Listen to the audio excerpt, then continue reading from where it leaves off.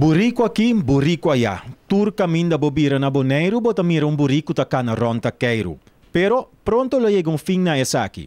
O governo de Bonaire afirma acordo com Donkey Sanctuary para frenar a candidato de burico na tacana los. Também de parte do governo, nós está somente contente com a com nós por que nós também firma acordo com senhora Marina e Ed, representando o santuário de Burico, para de maneira organizada dentro da área na Cotabini, nós portem inter a parte de Burico aqui de maneira controlada e responsável para a nossa comunidade. Marina Meles, de Donkey Sanctuary, explica que quando bijasi com o Burico nan capta.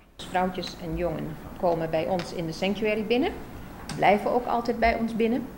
En de mannetjes, de hengsten buiten, die vangen we tijdelijk op.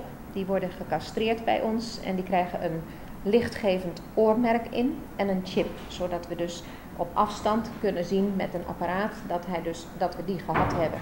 We gaan die terugbrengen in de natuur. En die brengen wij op plekken waar wij bijna zeker van zijn dat ze dan niet meer naar de bewoonde wereld komen, omdat ze daar hun plek hebben en eten hebben en drinken.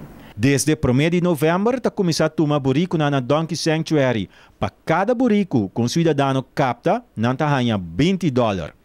A informado para Energia Informativo, Feivel Maduro.